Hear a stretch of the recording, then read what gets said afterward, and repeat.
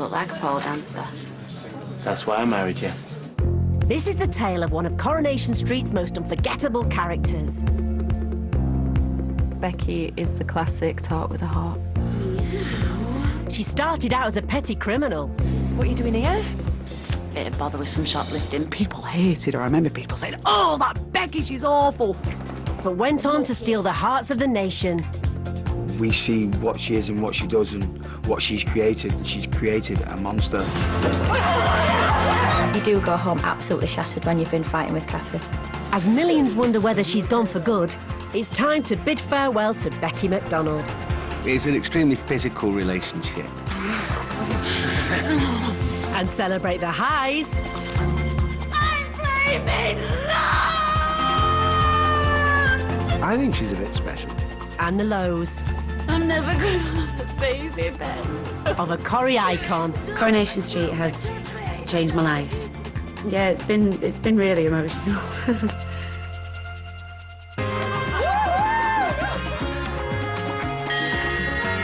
Last doors of the bar, please, ladies and gents.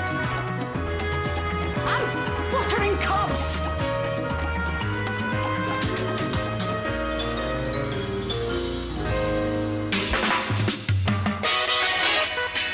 December 2011, and at ITV Studios in Manchester, Katherine Kelly is getting ready to hang up the hooped earrings of Becky McDonald after 6 years. It's been a long journey to the Rovers and beyond for the Barnsley-born daughter of an Irish father and a Yorkshire mother. And Coronation Street was always a firm family favourite. At 7:30, my mum would turn up the volume on the Coronation Street theme tune. And we would all come running down the stairs like the opening of The Simpsons and plonk ourselves on there, and that was our kind of treat. So, yeah, it was always something that I fancied being a part of. As a young actress, Katherine appeared in several amateur dramatic productions. Behold the world beneath you. See the mist of time lift from your eyes. Before going on to perform with the Royal Shakespeare Company. Katherine first hit our TV screens in Last of the Summer Wine. Flower arranging. It's said in this book, one of the major weapons in the armoury of the perfect homemaker is a gift for flower arranging. But her big break would come when Corrie bosses started looking for a new girl to hit the street. We wanted to try a character who was kind of right at the bottom of the pecking order, you know, almost in the gutter, but not quite. Someone who was, to use a delightful phrase, dog rough. Cast as lowlife Becky Granger, Kelly? Becky! Katherine made her first appearance on the 5th of February 2006. It was a scene with Kelly and Lloyd in the police station. How apt. What are you doing here? Bit of bother with some shoplifting, but it were a misunderstanding, really. Craig Charles was the only person that I was nervous about meeting, because me and my brothers were obsessed with Red Dwarf. You'll never see her or your money again. She came in as a foil for Kelly and Lloyd, and she'd been in prison with Kelly, and she came to cause a bit of trouble. Becky was a very unsympathetic character. People hated her. I remember people saying, "Oh, that Becky, she's awful." And I remember the very famous scene that you always see of her just like burning Kelly's top.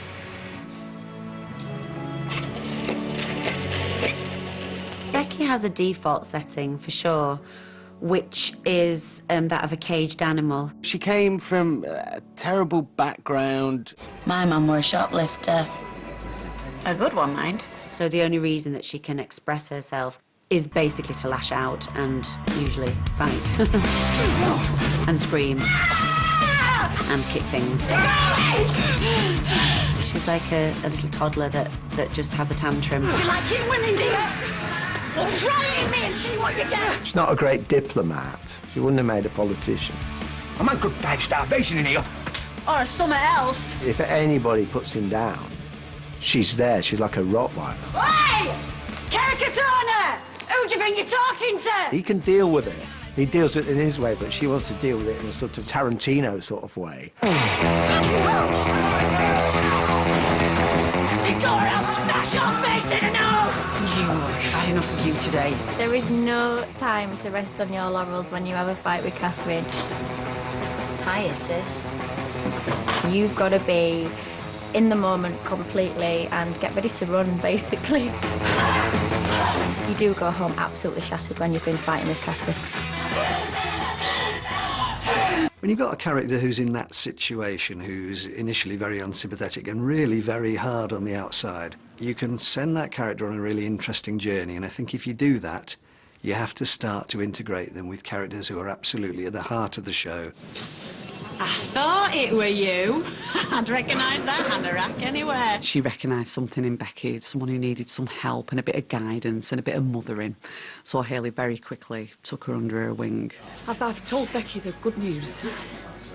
Good news. Oh, we're going to be a great team, us. I'm not afraid of hard work, and I will never let you down, I promise. Oh, that's good news. When Becky landed a job in Roy's Rolls, a classic Corrie coupling was born. They were like the odd couple at first. He's an old geezer, she's a young girl. Where's last ticket? There. She's a bit off the rails and he's a bit... I don't know where he is. But they're both very, very singular people. And the packet, please. God, don't you trust me or something? They were such an unusual pairing and it worked so well. Chalk and cheese, the odd couple, the ultimate odd couple. Imagine being dead, though. I mean, you can't, can you? It's like trying to imagine nothing. Have you ever tried that? Don't work. Because even when you try and imagine nothing, that is something.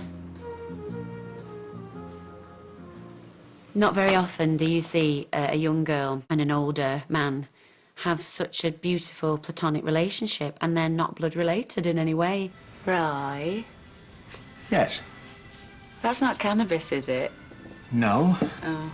Essentially, what they held together with is a sort of mutual dependency. It made him human, and it made her a bit less sort of crazy. Do you know what, Roy? Somehow, I think we're both looking for exactly the same thing.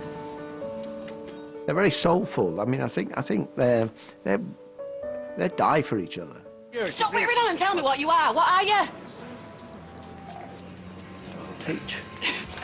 And if it wasn't Becky's friendship with Roy that was turning heads, it was her luminous orange heels and pink bras. Becky's style is completely bonkers. Catherine's quite a classy girl. She knows how to dress, but Becky, on the other hand, she doesn't know how to dress. What can I get you? Pint, please. Tracy describes Becky as a Russian prostitute. I look like a pole dancer. That's why I married you. At the forefront of Becky's style would always be the earrings. The velour tracksuit. I love the fact she wears these gold rings on each finger. That's a proper lovely look, that. So put that in your pipes and smoke it. Katherine does go out and buy a lot of Becky's wardrobe. We kind of work together very closely. It's nice that she wants to be so involved. It's always quite exciting to see how she's going to come out of her dressing room. I suppose our inspiration probably comes from the indoor market in the Arndale, let's put it like that. Respect. In her time on the street, this cider-swigging style icon has had her fair share of brief encounters. But it wasn't long before she caught the eye of beefy builder Jason Grimshaw. She was so happy at that point, and I loved that scene where she really snogs him. Come here, handsome. She's a good kisser. I shouldn't really say that, but she is a really good kisser. She's like straight in there. She will go for it. So the men, they need to be warned. After a whirlwind romance, Becky and Jason built a love nest together. Say hello to clean, fresh, magnolia. But Jason soon flew, Anyone ever told you you're a waste of paint? leading to a right ruckus in the Rovers. It said Becky goes for Jason. You know, she was very upset about him leaving her for Sarah. Did you ever feel anything from me? Or was I just keeping the bed warm till Sarah called?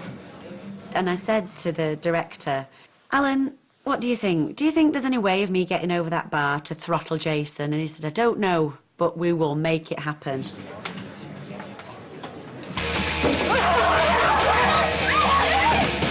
And my leg was black with bruises because we had to do it about 7 times. Come on! And then she went on this, call it the rampage. Smashing shops. Flashing her boobs at passers-by. Then Steve found her. Oh, yeah. Way up, sunshine. What's your game? You trying to Copperfield? And then he took her to Roy, and she cried in Roy's arms. You're the only decent man on the planet. Do you know that, Roy? You're the man, Roy. Come back after the break. When Becky finds love... Woo! Oh, hey! Suffers devastating loss. And goes head-to-head with the Queen of Mean, Tracy Barlow. Smashing up the Barlows was exhausting. Talk to the sledgehammer.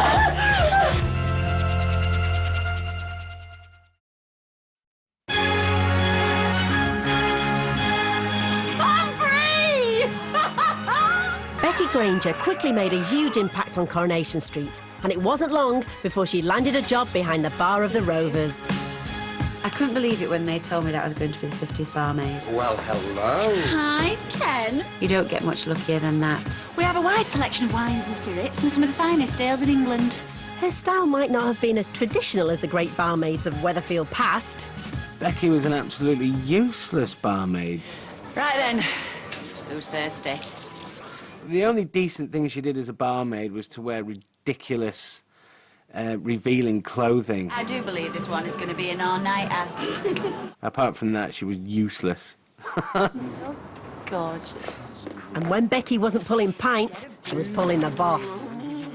Having put Becky together with Roy and Haley, the next major decision was to put her together with Steve McDonald. Drunk a bunker with Steve McDonald. Not about to wallow it to ills.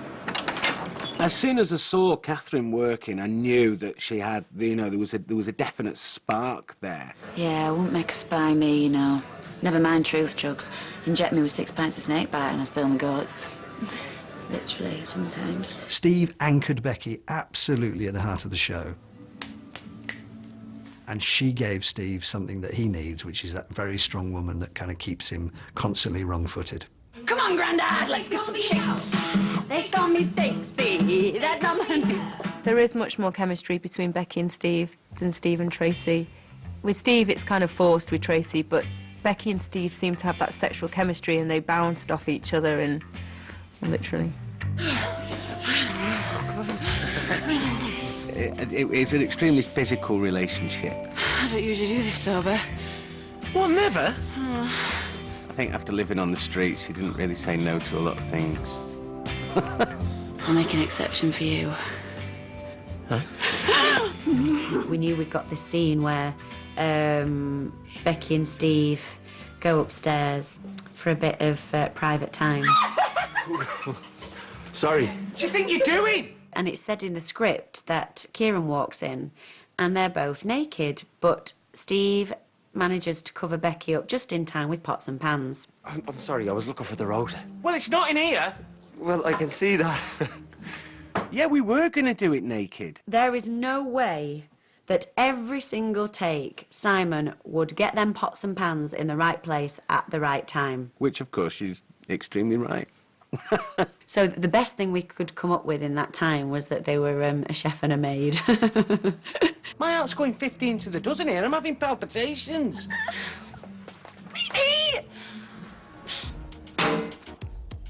Becky would become Mrs. McDonald III, and the date was set for Friday the 13th of March 2009. Will you marry me? You're a flaming well.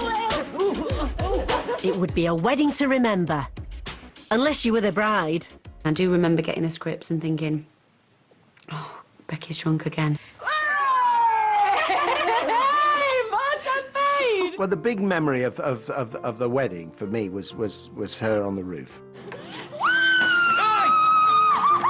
Singing We Are the Champions. We are the champions!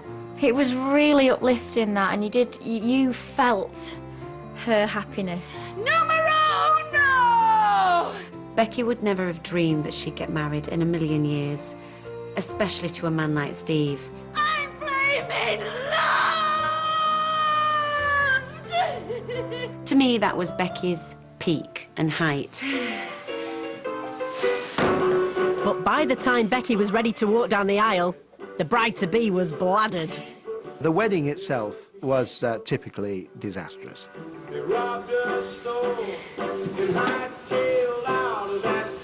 It is some of the greatest drunk acting that I have ever seen in my life. Are you hammered? Celebrating. The registrar refused to marry the boozy bride. But Steve and Becky would get hitched just a few months later. This time, it was a slightly more sober affair. If this is a dream, don't wake me up. And it came to the moment where the vicar said, "You may kiss the bride." It wasn't a romantic kiss, it wasn't a peck on the cheek. It was a full-on snog. You may kiss the bride. Thank you. Woo!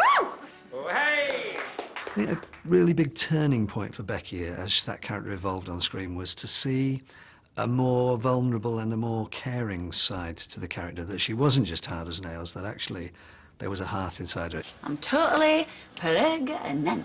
She confessed that she was pregnant. It's official. I'm 9 weeks gone and I'm due in August. And that to me was such a wonderful time for Becky. She was married, she'd got everything to look forward to. And then it all came crashing down. Becky would suffer 2 miscarriages and be told she could never have children. I think the beginning of the end for Steve and Becky was the very sad fact that she couldn't give them a child. I think that really knocked her confidence in who she was and what she could give to this marriage and what she could be. One of the nicest scenes, really, with Becky was the one where she said, "I'll never have a baby, Ben." Most women would have legged it straight to the nearest hospital instead of to the nearest alehouse. And most women take their folic acid and coo over bugaboo prams and pick sensible names like Jessie and Ben. I think that really summed it up for Becky, that dawning of realisation. I'm not most women. I'm never gonna have a baby, Ben. That failure of, "I'll never have a baby, Ben." I don't know, I just thought that was so beautifully put. Her mum was a terrible role model and a terrible mother by all accounts, and she didn't see her half-sister for years on end. So I think for Becky it was incredibly important to be able to add a child that she could call her own, even if that child was only adopted, into that family unit. So when Max came along, this really was Last Chance Saloon. Come and say hello to your Auntie Becky. It was a moving storyline that would see Becky attempt to adopt Max at all costs. Are you Max? No. It would have been such a happy ending, wouldn't it? You know, for her to have been given this little boy and give him everything that she never had. I love him. I love him so much that it hurts. And the moment when he was taken away from her, I mean, it was just heart-wrenching. Just don't take him away from me, please. It's sort of life coming along and kicking her in the teeth, and her being completely vulnerable.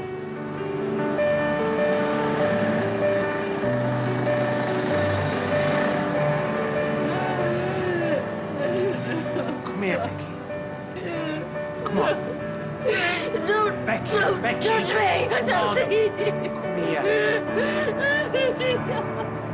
Do all this, no matter what she's done, we care about her. We probably care about her as much as we've ever cared about any character that's ever been in Coronation Street. You trying to take my daughter away from me? Unfortunately for Becky and Steve, a jailbird was set to rock up and ruin their relationship. Becky versus Tracy's been one of the great, fights. It's been like monsters versus aliens, hasn't it? At least my eggs are in perfect working order. The stage was set for one of Coronation Street's most destructive scenes. Smashing up the Barlows was exhausting. It's very hard to look like you're breaking something. Talk to the sledgehammer. I held that sledgehammer. It was really heavy, and she's swinging it around. Very impressive. Get out! Leave us! I've got Steve McDonald, Tracy Barlow, Deirdre Barlow and Ken Barlow in a room. Are we all feeling the fear? Just don't go wrong, whatever you do. Whatever! There ain't no insurance payout in the world can cover these 4 icons. Do you know what I'm saying? By the joining of hands... Tracy went on to win Steve. I therefore proclaim that you are husband and wife. But in her final scenes, we've witnessed Becky clear her name. She'd already lost the baby, Steve. Check the dates. Your shiny new wife's a filthy liar. Meet a new man. I love you. And fly off first class into the sunset. Got no regrets then? Regrets are for people what stop on the ground. We're heading for the stars.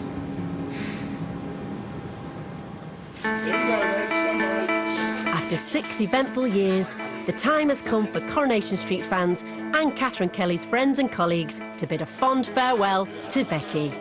You came into this show and you just became a legend within what seemed like weeks. And it's very, very rare to work with someone as talented and as special as you are. I'm so chuffed for you that you're going to go off and do all these amazing things. Good night, my love. But I hate you also for leaving me there with no one to play with. I wish you all the luck in the world. I feel like I'm going to lose a part of me. So I wish you all the best. I can't wait to see you in other projects as well. I'm going out to have myself a good time. I think you are a bit special. I've said that before, and I mean it. Just promise me you'll look after yourself. I will. Coronation Street has changed my life. Meeting such wonderful people, people that are going to be my friends for life. Love you. Love you.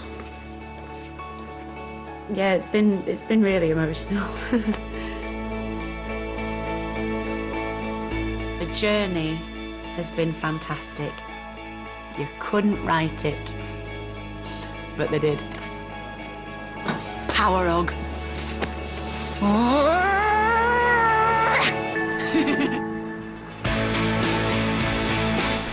Oh, we're going to miss Becky, aren't we? Now, toys are being thrown firmly out of the pram in that Biggest Loser house tonight as the partners are split into new teams. They're not happy, I can tell you that. It's at 9. Next, though, the exit list.